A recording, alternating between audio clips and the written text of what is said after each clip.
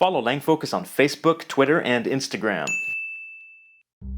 Hello everyone, welcome to the LangFocus channel and my name is Paul. Today's video is a quick video to explain a concept that I often talk about in my videos, but the viewers sometimes don't understand and they ask me about in the comments. The concept is grammatical case. Case refers to the grammatical function of a noun or of a pronoun in a sentence. For example, if these are all the words in a sentence, ate, lion, honey badger, the, there are two possible messages. This one, the lion ate the honey badger. Or this one, the honey badger ate the lion. There are two roles in the sentence, the animal doing the eating and the animal being eaten. In English, we normally know which role a noun is fulfilling based on word order. The subject of the sentence comes here, and the object of a sentence comes here. Prepositions can also tell us a noun's function. For example, the honey badger gave a warning to the snake. The preposition to tells us the snake is the indirect object, receiving the action. But in many languages, word order and prepositions are not the main ways to show the function of a noun. The form of the noun might change, or a special ending might be added to the word to show its function in the sentence. In English, we do this to show possession, like in the phrase, the lion's defeat. The apostrophe S shows that the defeat belongs to the lion. And in English, we also have pronouns that change form to show grammatical case. For example, I robbed her, she robbed me. I and she are the subject forms, while me and her are the object forms. But there are languages that show grammatical case much more than English does. The most common grammatical cases are probably nominative, accusative, and genitive. Nominative case generally indicates the subject of a sentence, which often means the person or thing doing the action.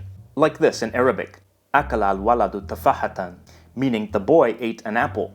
Here we can see that the word for boy, walad, has an u at the end, because it is the subject of the sentence. A nominative case can also indicate the thing that the subject is equivalent to. So in this sentence, huwa tilmidhun. Here the word for student, tilmidh, has un at the end to indicate nominative case because it is equal to the subject. This ending has the extra n sound at the end because it's indefinite. These kinds of changes to the form of a word to show grammatical difference are called inflections. Accusative case generally indicates the direct object of a verb. In Arabic, it has that use, along with some other uses. For example, ashrabu al-haliba, which means I drink milk. Here the word for milk, halib, has an a at the end to indicate that it's the direct object, or the accusative case. Genitive case generally indicates that one noun is being modified by another one, often to show possession. Mudarisul waladi, meaning the boy's teacher. Here the word for boy, walad, has an e sound at the end to show possession.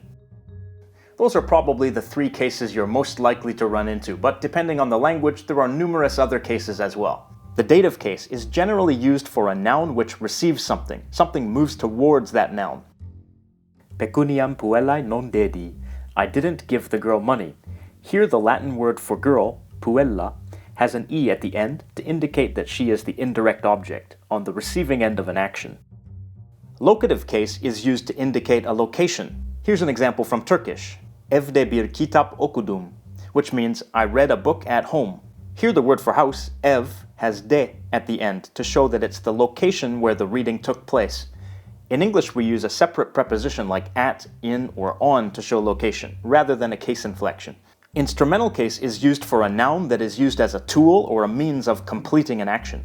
Here's an example from Polish. Piszę piórem, which means I write with a pen.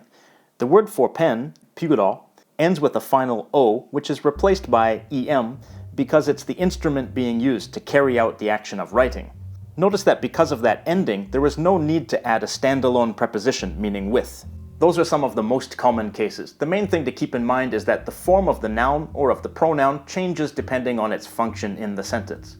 Sometimes cases apply not only to nouns but also to words that are connected to them, like adjectives and articles. Here's an example of an adjective being inflected for case. This time again in Arabic. Al-bintu al-jamilatu, which means the beautiful girl.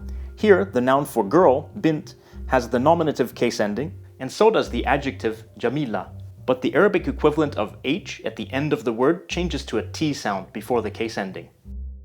And here's an example of articles taking case inflection, this time from Old English. Se kuning, the king, in nominative case. In the genitive case, it's thas kuningis. So the noun is inflected with the genitive ending, and the definite article also has a special form in the genitive case. Words have particular functions in all languages, of course, but only in certain languages do they commonly indicate these functions with changes to the form of the word. When talking about languages that do so, we often talk about noun cases or case endings. But remember that not only nouns can be inflected for case, but also pronouns, which represent nouns, and also adjectives, which modify nouns, and articles, which show whether nouns are definite or indefinite.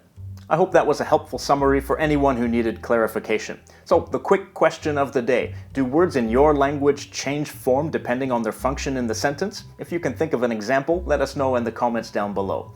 Be sure to follow LangFocus on Facebook, Twitter, and Instagram, and once again, thanks to all of my Patreon supporters, especially these extra special ones right here for their monthly pledges. Thank you for watching and have a nice day.